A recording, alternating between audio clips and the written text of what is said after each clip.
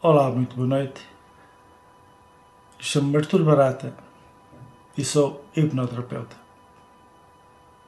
E porque sou hipnoterapeuta, gostava de, neste vídeo, ter uma pequena conversa consigo aqui à distância, provavelmente uma conversa interativa, já que mesmo aquele que aparenta ser passivo, que é o que ouve, está a intervir no processo na medida em que analisa tudo aquilo que é dito. E gostava mesmo de falar consigo um pouco sobre a hipnose. Ser alguns comentários sobre este assunto que me apaixona pessoalmente. E se isso não acontecer consigo, gostaria que acontecesse depois desta nossa pequena conversa. Não quero ser pretencioso, é evidente. Não tenho que se apaixonar pela hipnose. Mas se me quiser fazer o favor de escutar, eu agradecia. Sobre a hipnose tem sido colocada uma questão que é primordial. Essa questão é: o que é a hipnose? Embora seja uma pergunta fácil de ser feita, tem sido extremamente difícil de ser respondida.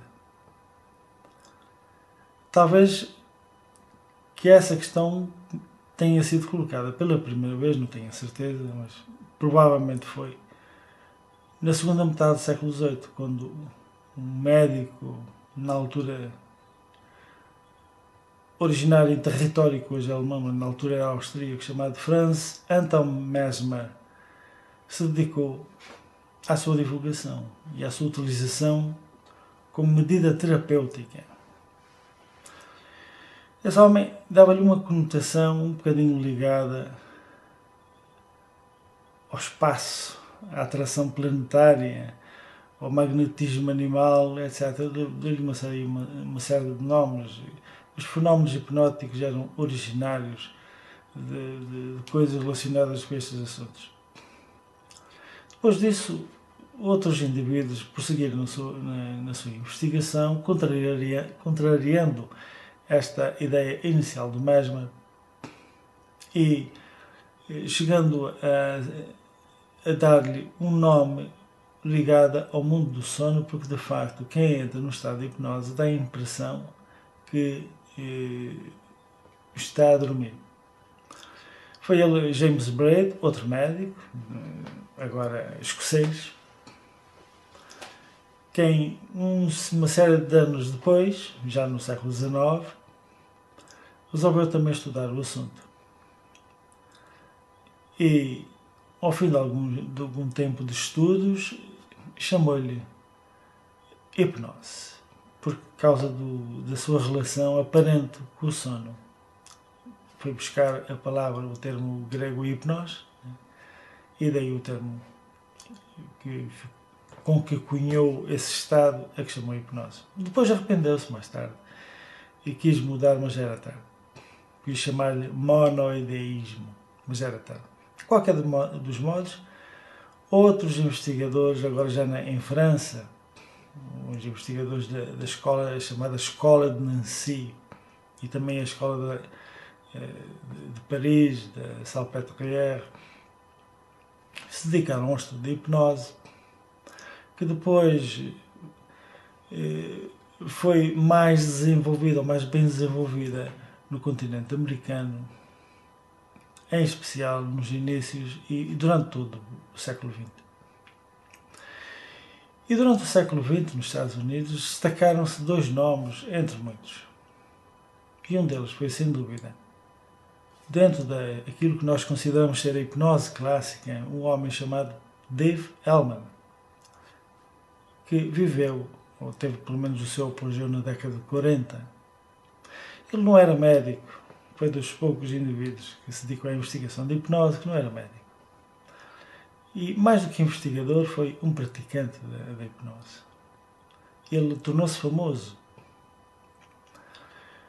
E ainda hoje o é, por causa de uma indução, portanto, um processo de conduzir as pessoas à hipnose, que é conhecido como indução Dave Elman. Esse homem chamava-se Dave Elman. E o Dave Elman tinha uma definição, por conseguinte, uma resposta à pergunta do que é hipnose, né? Onde ele defendia que para uma pessoa entrar em hipnose tinha que ultrapassar o estado ou o fator crítico da mente. Era uma das condições essenciais para que a pessoa entrasse em hipnose. Outra delas era a atenção, a focagem da atenção. Mas eu queria abordar mais esta questão da ultrapassagem do fator crítico. E a ultrapassagem do fator crítico tem muito que se diga. Em primeiro lugar, saber o que é este fator crítico. Para sabermos o que é o fator crítico, temos de saber o que é que ele faz. Podemos ir por aí, por esse caminho. E como o próprio nome indica, o fator crítico da mente tem um papel fundamental, que é exatamente esse de criticar ou de toda aquela informação que chega à mente. E ele faz a crítica, quer a informação que vem do mundo externo, portanto, através dos sentidos, da visão, da audição, do tato, do paladar, do olfato, quer dos fatores internos, como a imaginação, através dos pensamentos, etc. Portanto, ele exerce essa crítica horizontal sobre todo o tipo de informação que chega a cada uma das pessoas.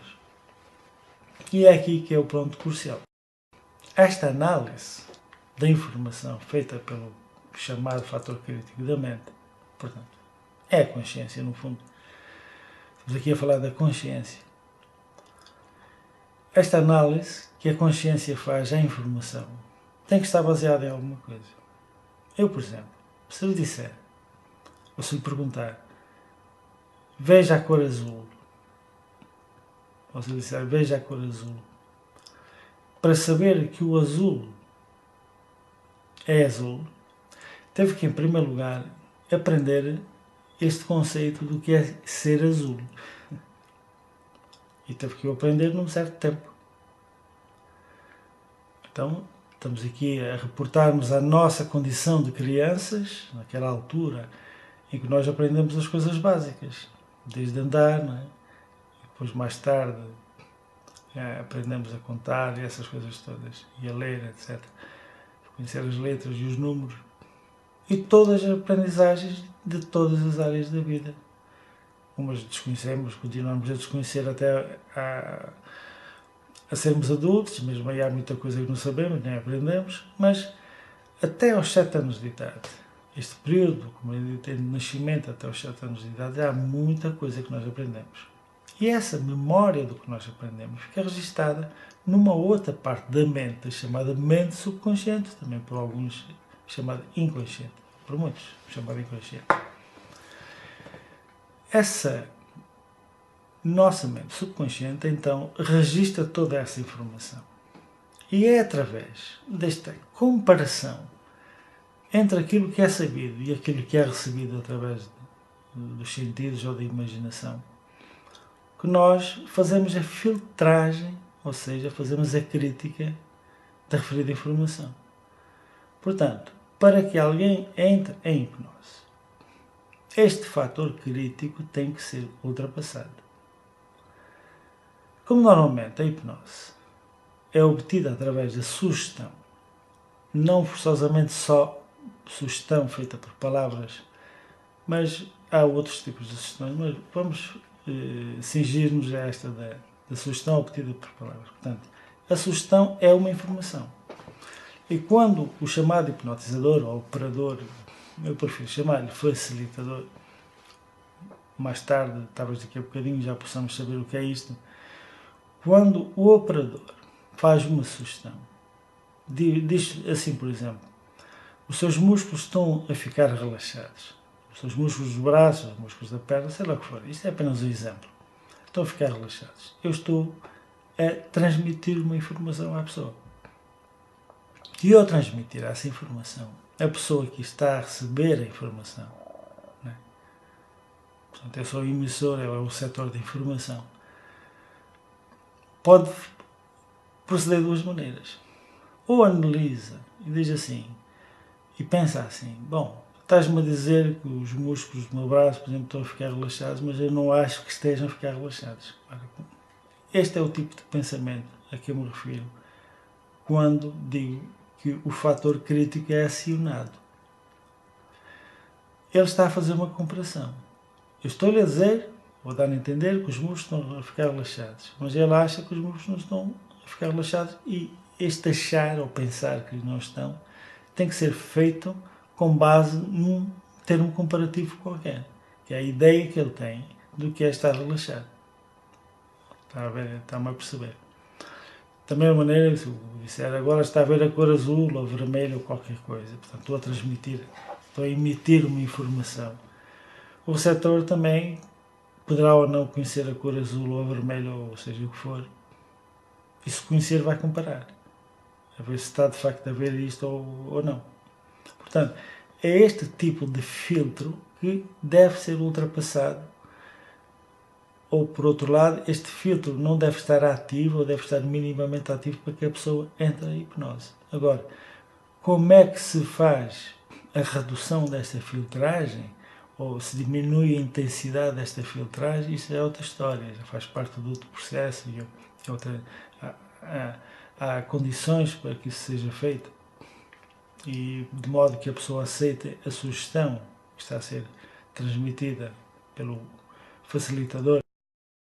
Mas não vamos falar nisso, vamos só dizer que para que uma pessoa possa de facto entrar em hipnose, este fator crítico tem que ser ultrapassado, ou seja, esta parte da mente consciente da pessoa que está a ser hipnotizada, ou que está a entrar em hipnose, ou vai entrar em hipnose, tem que estar adormecida, não pode estar ativa.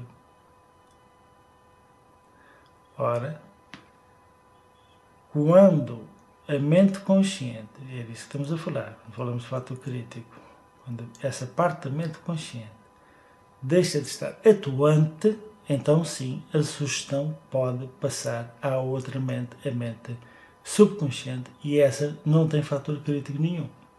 Aceita automaticamente a sugestão se não houver a barreira do fator crítico da mente consciente.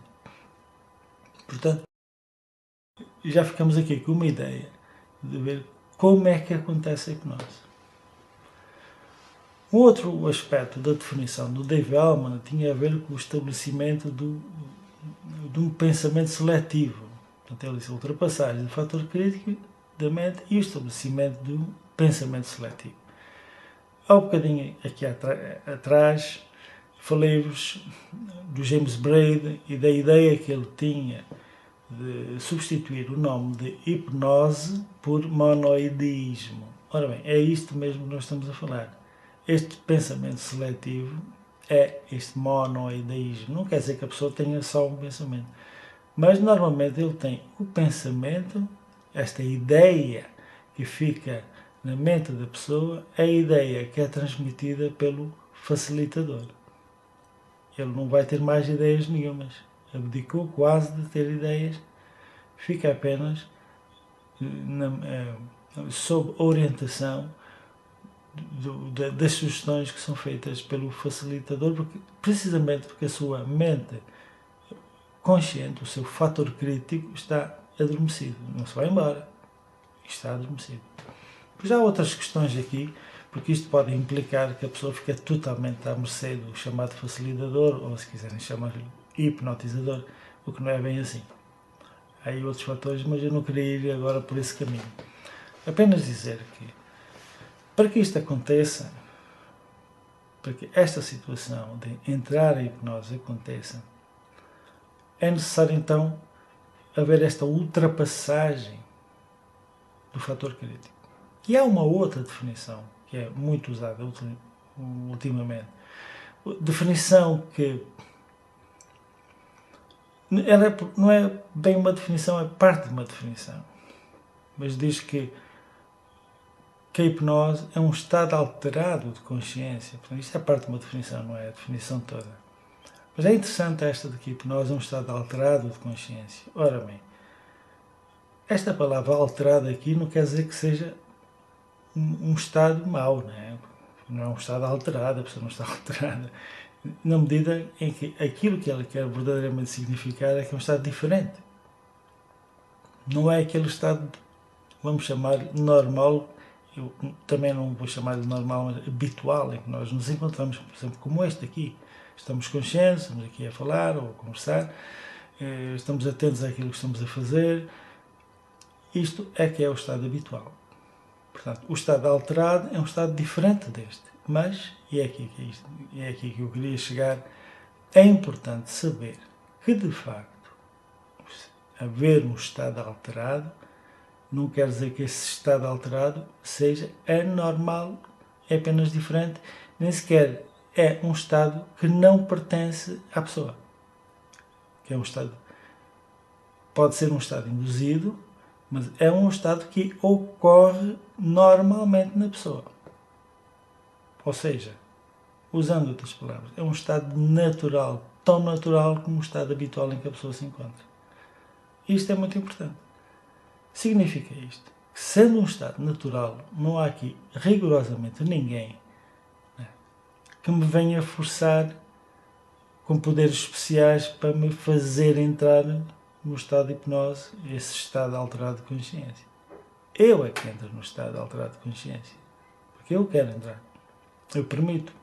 Eu permito que a minha mente, que o fator crítico da minha mente seja diminuído para aceitando as sugestões, acreditando nas sugestões que me estão a ser dadas. Compreende? Exatamente o mesmo que leva as pessoas a ir votar num partido político que acreditam nas promessas que estão a ser feitas e vão lá pôr o voto delas. É exatamente o mesmo princípio. Não há diferença nenhuma. Rigorosamente nenhuma. Eu aceito a informação que me está a ser dada pelo facilitador, assim como as pessoas acreditam em profetas, acreditam em líderes políticos e vão atrás deles por causa disso mesmo. Não é? É uma questão, quase que podíamos chamar uma questão de fé aqui, uma questão de crença. Não é bem uma questão de crença, mas de aceitação. É mais correto falar assim. É muito interessante esse aspecto.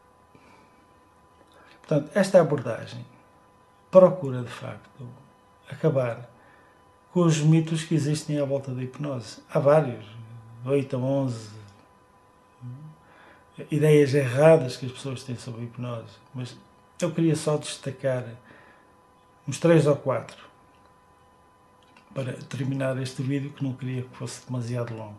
Poderá ser que noutra altura se desenvolva um pouco mais este assunto ou se abordem outras questões relacionadas com a hipnose, mas eu gostaria que hoje nós terminássemos de modo a que no fim, quando isto acabar, quando esta divulgação, esta informação terminar,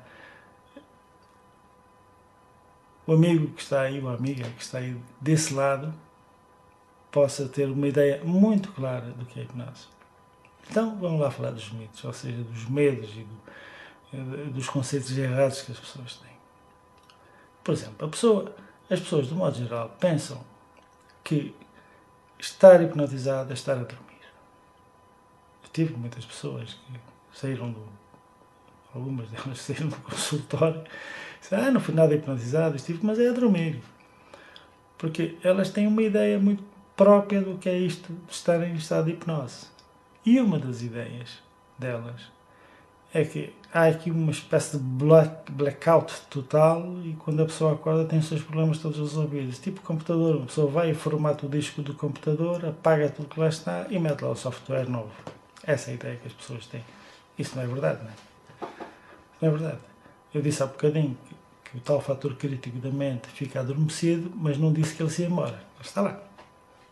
E em determinadas situações, ele vem logo ao de cima. Não precisa que ninguém lhe diga. A pessoa não precisa de ser incentivada a sair do estado de hipnose e a acordar, vamos chamar-lhe assim, já que ele não está a dormir. Mas que a hipnose não é dormir, é um estado natural, um estado alterado, de consciência, mas não dorme. Não dorme. De maneira nenhuma. Pelo contrário, está atento. O fator crítico foi embora, mas a mente subconsciente está lá, vivinha da Silva. E mesmo esse fator crítico está lá, adormecido, mas está lá. Não se vai embora.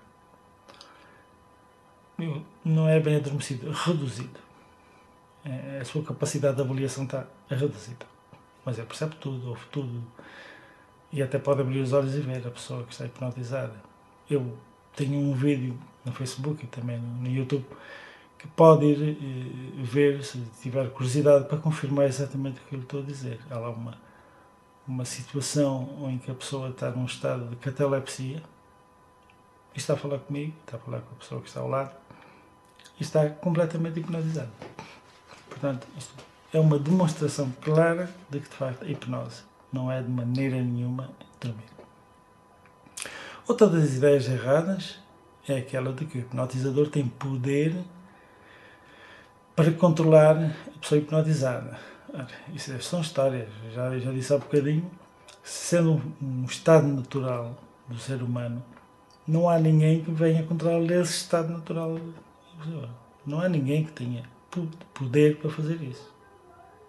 Eu posso é conceder à pessoa esses poderes, alguns poderes desses, permitir que ele me incentive a fazer determinada coisa, e para isso nem sequer preciso estar num estado clássico de hipnose. Posso estar numa conversa natural e a pessoa convencer-me a fazer asneiras, por exemplo. Né? Entrar num partido qualquer, tipo fascista ou coisa no género, que vai destruir casas e pessoas, né? E não vou dizer que esteja hipnotizado, ou pelo menos num sistema de hipnose clássico. Foi eu que me permiti fazer isso mesmo. Né? Pronto. Na hipnose é exatamente a mesma coisa, não há diferença. Portanto, lá vai o segundo mito, o segundo medo.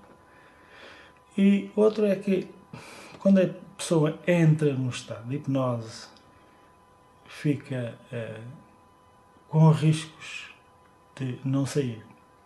E há pessoas que se recusam a entrar em hipnose exatamente por causa disso. Têm medo de ficar onde estão e não poderem sair. Ora bem, é impossível. Não há história de ninguém nunca, em tempo algum, ter ficado nesse estado. O máximo que pode acontecer é a pessoa adormecer, porque está cansada, coisa no género. E logo a seguir sai, acorda e vai à sua vida normal. Outro, não estou aqui a falar de 3 ou 4, vou falar mais um, é a pessoa tem medo de, quando entrar no estado de hipnose, vai revelar segredos íntimos. Aqueles segredos que são do seu fórum íntimo e que nem a pessoa que está ao lado sabe ou conhece. Tem medo que isso seja revelado. Eu tenho tido pessoas aqui que não entram no estado de hipnose por causa disso. Portanto, há aqui um trabalho quase de sapa que é necessário ser feito por qualquer terapeuta antes de hipnotizar quem quer que seja, que é esse, que é de levar a pessoa a consciencializar-se que não há problema nenhum, e se a pessoa não quiser, não vai, ponto final. Por isso, pode estar à vontade, e se vem cá para ser tratado, não tem que estar a fazer resistência por causa disso, mas as pessoas fazem, têm esses medos. Mas, pelo menos, há outros, mas pelo menos estes 4 medos, julgo que temos feito uma revisão razoável a esta questão. E gostaria, de facto, de prolongar este assunto que me apaixona, mas vamos parar por aqui. Até um próximo vídeo sobre este ou outro tema. Certamente sobre hipnose, ou talvez sobre a EFT. Seja como for, foi um grande prazer para mim tê-lo como companhia, ou tê-la como companhia. Da minha parte, aqui da Maia, muito obrigado, muito boa noite, mesmo que me esteja ouvido de manhã ou à tarde. Até uma próxima vez.